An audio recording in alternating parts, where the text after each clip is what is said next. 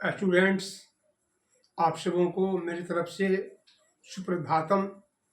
जिस तरह से छात्रों आप लोगों ने 6 भाग तक संस्कृत बिहार बोर्ड का आप लोगों ने प्रश्न पत्र पढ़ा पिछली कक्षाओं में, आज हम शुरू करने जा रहे हैं 7वां भाग। इस 7वां भाग में रहेगा कि कैसे हम खंड ब के प्रश्नों का उत्तर देंगे। और आप आज पूरी सावधानी से पढ़ लीजिए कि कौन कौन सा प्रश्न कैसे कैसे किस किस अंक का होगा। तो आइए आप हम शुरू कर रहे हैं। तो आप लोगों को मालूम होगा कि प्रश्न संख्या 1 खंड अ में 100 प्रश्न पूछे जाएंगे। खंड अ में आपको संस्कृत में बिहार बोर्ड में 100 अंक पूछे जाएंगे, जिसमें से कोई आपको 50 प्रश्नों का ही सिर्फ उत्तर देना है और 50 को छोड़ देना है। अब रही बात पूरे गत कक्षाओं में, आपके मैट्रिक बोर्ड की किताब में संस्कृत में 14 पाठ है। 14 पाठ को आप लोगों को पढ़ा दिया गया है और कैसे कैसे अंक आएगा पूरा बता दिया गया है। आप इसको अध्ययन कर लीजिएगा और वीडियो के माध्यम से पढ़ लीजिएगा। अब रही बात आज की क्लास में, आप सबों को पढ़ाया जाएगा कैसे हम खंड ब के प्रश्नों का उत्तर हम दे पाएंगे। तो खंड ब भी आएगा आपको 50 अंक का।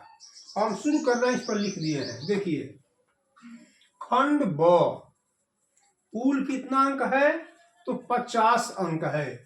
फिर कह रहा है कि कुल प्रश्न कितने होंगे तो सिर्फ 5 प्रश्न होंगे। इसका नाम है सब्जेक्टिव, इसका हिंदी होगा विषय निष्ठ। तो इस सब्जेक्टिव प्रश्नों को आप कैसे लिखेंगे, आप बड़ी सावधानी से सीखिए। ये 5 सिर्फ इसमें प्रश्न रहेंगे। सब्जेक्टिव में सिर्फ 5 प्रश्न होंगे। जो पहला प्रश्न होगा वह 13 अंक का होगा। इसमें से गद्यांश पूछेगा 2, अथवा करके उस गद्यांश को अपने आराम से पढ़िए और उसके उत्तर को आप बखूबी के साथ दीजिए। ये दूसरा जो क्वेश्चन होगा ये पत्र लेखन होगा। ये भी संस्कृत में है, ये भी संस्कृत में है। अब पत्र लेखन में 2 पत्र आएंगे लिखने के लिए और दोनों प्रश्न का अंक होगा 4-4 अंक का 2 प्रश्न पत्र आपको लिखना होगा। इसमें वैकल्पिक में 5, 6, 7 प्रश्न भी रहेंगे। आप प्रश्न को मैं 2 बार से पढ़ा दे रहा हूं। एक प्रश्न का नाम है आवेदन पत्र, इसको कहते हैं अंग्रेजी में होता है ऑफिशियल लेटर। कॉलेजों में, स्कूलों में, बीडीओ के पास, सीओ के पास, डीएम के पास, यानी कर्जालीय पत्र को कहते हैं आवेदन पत्र। दूसरा पत्र होगा, उसको बोलते हैं संबंधी पत्र, प्राइवेट लेटर, रिलेटिव लेटर्स, जैसे माता के पास, पिता के पास, भाई के पास, बहन के पास। ये आप आराम से इसको लिखेंगे। तीसरा आ सकता है व्यवसायिक पत्र, जिसको बोलते हैं इंग्लिश में कमर्शियल लेटर। अब इसमें हो सकता है कोई बड़ा व्यवसायी है, किताबों का बड़ा व्यवसायी है, वो अपने कंपनी से, प्रकाशन से किताब मांगता है। कोई कपड़े का व्यापारी है, कंपनी मिल से कपड़ा मंगाता है। कोई अनाज का व्यापारी है, अनाज कंपनी से मांगता है। कोई पार्ट्स का दुकान किया है, पार्ट्स में। कहने का मतलब कि वह व्यवसायिक पत्र में अपने कंपनी से, अपने हेड से वह रिक्वेस्ट करता है कि हमको इतना माल चाहिए, उसका नाम है व्यवसाय। चलिए आगे शॉर्ट में। तो आप वहीं पर फोकस करेंगे। एक है ऑफिशियल लेटर और दूसरा है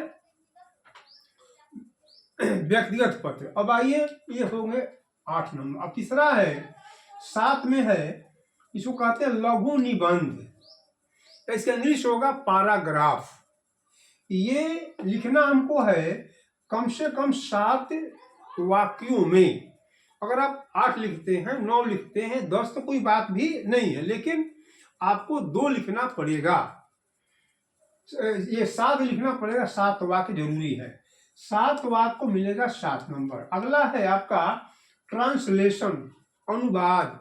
अनुवाद आपको 12 अनुवाद माने 12 वाक्य आएंगे, जिन 12 वाक्यों में से आपको सिर्फ 6 वाक्यों को यानी हिंदी में बनाना है।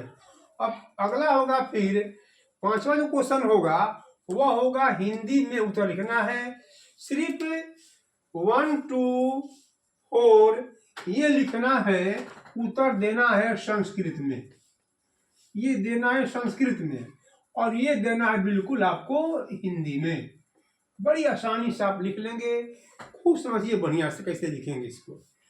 आप जो खंड अ में जो 14 पाठों को पढ़े हैं, और 14 पाठों को हमने पढ़ा दिया है विषय ये पाठ वाइज, लेसन वाइज, तो उनको आप बढ़िया से एक बार 2 बार पुनः पढ़ लीजिए। क्वेश्चन आ सकता है कर्ण की दानप्रियता को अपने शब्दों में लिखें। अलस कथा में आलसियों की चर्चा कीजिए। फिर आ सकता है मंगलम पाठ से कि उपनिषद कितने हैं, 4 उपनिषद में दिया है, कठोपनिषद की क्या विशेषता है, मुंडकोपनिषद की क्या विशेषता है। तो ये आपके सवाल आएंगे। आपको जो है 16 नंबर के 16 प्रश्न रहेंगे, और 8 प्रश्नों का इसमें से उत्तर आपको देना। इसमें सिर्फ देना है 8 प्रश्नों का उत्तर देना है। 8 दूना 16 हो गया। और पत्र में से आपको 2 पत्र लिखना है, और इसमें से भी 2 है, और अनुवाद में 6 वाक्य, और लघु निबंध में 7 वाक्य। ये आपका ही आपका आंसर है। अब मैं बताऊंगा, हम ज्यादा फोकस करेंगे पहले कैसे हम अनुवाद बनाएंगे। आज के कक्षा में बताऊंगा कि कैसे हम अनुवाद बनाएंगे। यदि आपको हिंदी से संस्कृत करने आ गया या आता है, तो आप सारे जवाब आपको लिखने में आपको आसानी पड़ेगी। तो हम शुरू कर रहे हैं। अब देखिए, इसका मकसद है कि आप पहले मन बना लीजिए कि हमें क्या क्या करना है और क्या क्या नहीं करना है। हमको गद्यांश के जो दिया है पहले अखंड में, उस पर ध्यान अभी नहीं देना है। हमको अभी ध्यान देना है कैसे हम हल्का से हल्का अनुवाद कर सकें। तो छात्रों, अनुवाद बनाने के लिए जरूरी है कि छात्रों को अनुवाद बनाने के लिए कहीं से हम कर्ता लाएंगे, कहीं से हम कर्म लाएंगे, कहीं से क्रिया लाएंगे। तो कर्ता कर्म क्रिया को बनाने से एक वाक्य का निर्माण होता है।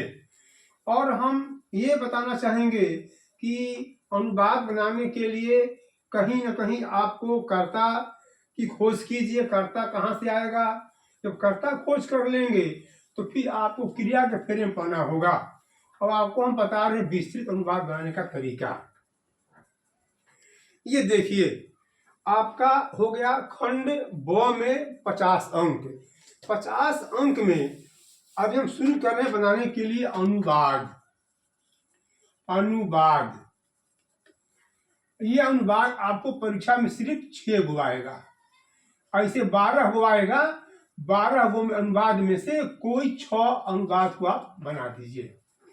जैसे अब मान लिया जाए अनुवाद कोई भी कितना हो भारी हो, ये सिस्टम में बना दिया हूं। आप पहले पढ़े भी होंगे, और नहीं पढ़े तो फिर से पढ़ भी लीजिए। है सह तौ ते त्वम युवाम युयम अहम अवाम वयम।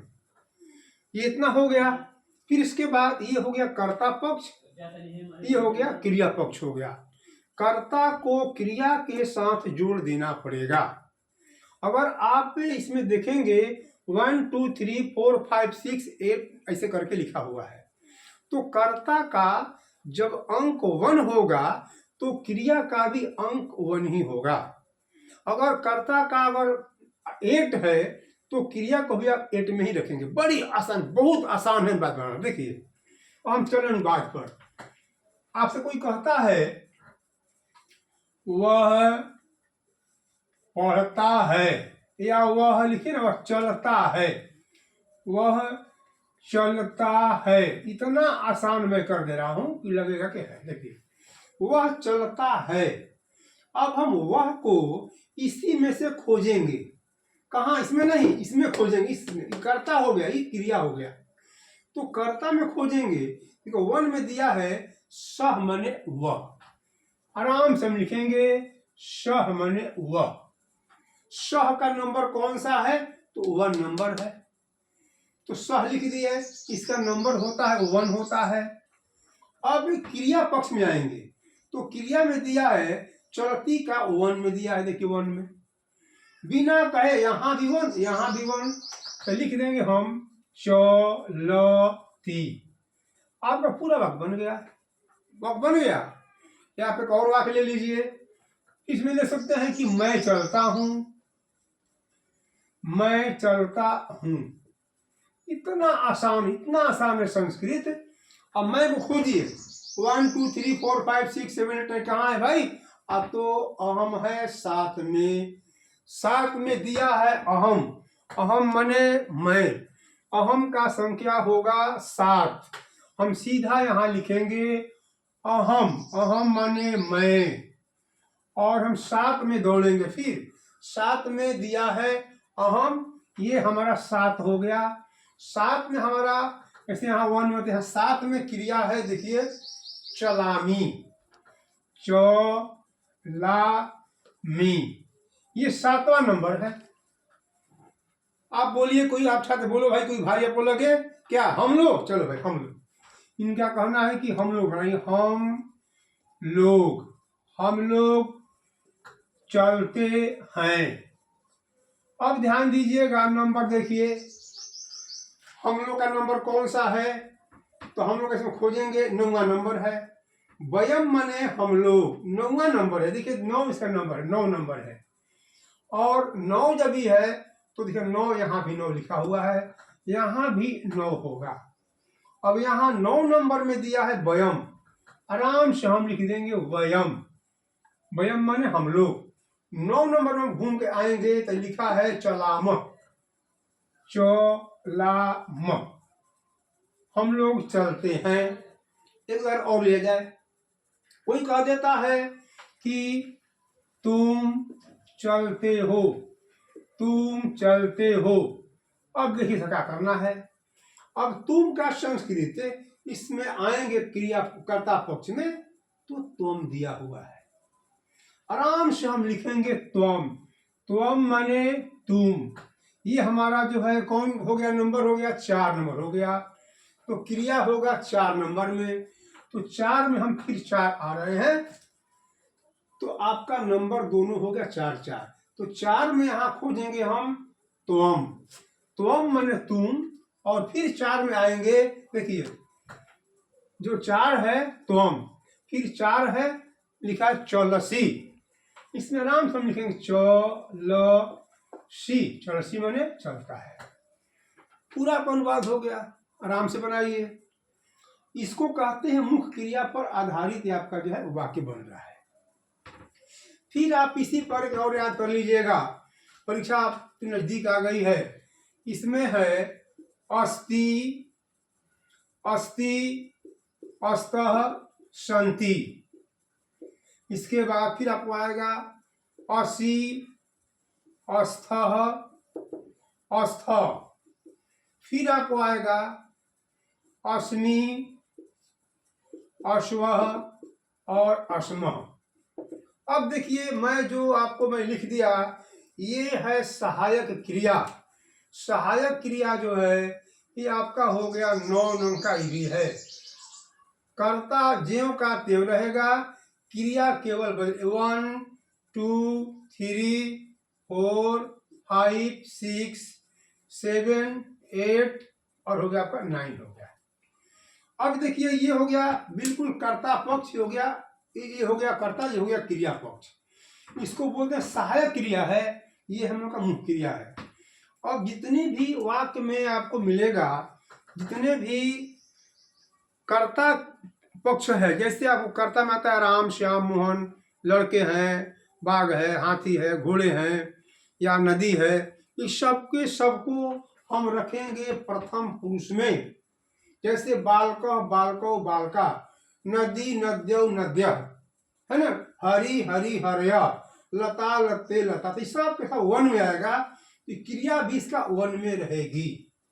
अब यहाँ ये अस्थि अस्त में, अब आपसे कोई पूछ देता है, कोई कहता है कि मैं छात्र हूं, मैं छात्र हूं, वह शिक्षक है, वह शिक्षक है, गंगा गंगा नदी है, गंगा एक नदी है ना, राधा एक गायिका है, गायिका है। एकदम मेरे छात्रों आसान है। आसान कैसे है? हम कहाँ पहले दौड़ेंगे, हम इसके पहले पहुंचेंगे कर्ता में। कर्ता में कहाँ कहाँ क्या क्या किया गया है, तो कर्ता में ये नियम है कि मैं को खोजेंगे। मैं इसमें कहाँ है, तो पूरे 9 बॉक्स में से ये 7वां नंबर मैं है। जब 7वां पर 9 है, 7वां पर लिखा हुआ है, अहम लिखा हुआ है, तो यहाँ पर हम बिल्कुल 7 नंबर दे दिए, अहम हो गया, और छात्रा भी इसी में आ जाएगा। और फिर कह रहा है कि हूं, तो हूं के लिए फिर हम 7 में आएंगे, तो 7 में दिया है यहाँ पर अस्मि हो जाएगा। तो यहाँ भी 7, वहां भी 7।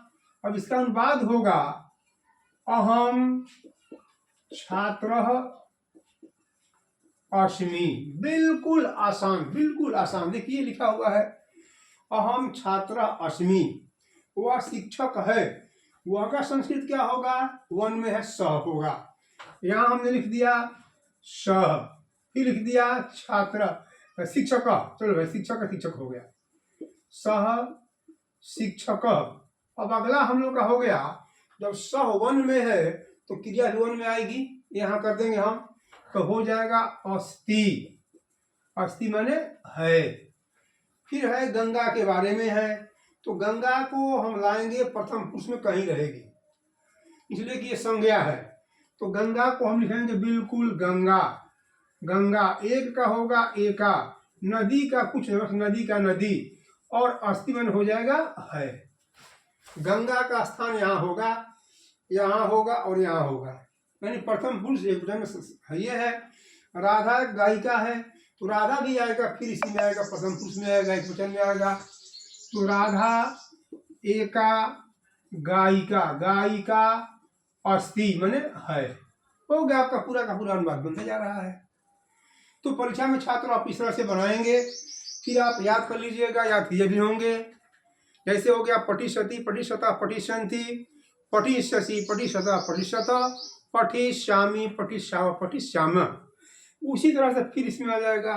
कोई कहता है कि मैं चलूंगा, सब सिस्टम वही रहेगा, अहम चलिष्यामि, मैं चलूंगा, अहम चलिष्यामि, वह चलेगा, सह चलिष्यति, हम लोग चलेंगे, तो वयम चलिष्यामः, वयम का ये नंबर ये होगा, 9 नंबर होगा, तो 9 में हो जाएगा चलिष्यामः, चलेंगे। फिर कोई कहता है तुम लोग चलोगे, तो युजम लिखेंगे, 6 में आ जाएंगे, 6 में दिया है, चौथा लिखा है, तो चलिष्यथ, चलिष्यथ। तो ये आपका सिस्टम हो गया अनुवाद बनाने का नियम। समय को देखते हुए अब आपकी परीक्षा नजदीक आ गई है, आपको हमने जो अनुवाद है 6 नंबर का, हमने आपको डील कर दिया। आप 6 नंबर का अनुवाद को देखो, एक सिस्टम और संस्कृत में है। यदि आपको परीक्षा में आता है, वह चलता है, तो अगर आप सह गलती लिख देते हैं और चलती सही है, तब वो आपका आधा नंबर मिलेगा। लेकिन ऐसा अंग्रेजी में होता नहीं है, याद कर लीजिएगा। तो कोई कहता है कि अहम चलामी, तो चलामी गलती लिख दिए, बाई चांस मान लिया, ऐसा नहीं होता है, लिख दिए, अहम सही है तो आपको आधा अंक मिलेगा, और दोनों सही लिख दिए तो आपको 1 अंक मिलना जरूरी है। इस तरह भाई संस्कृत का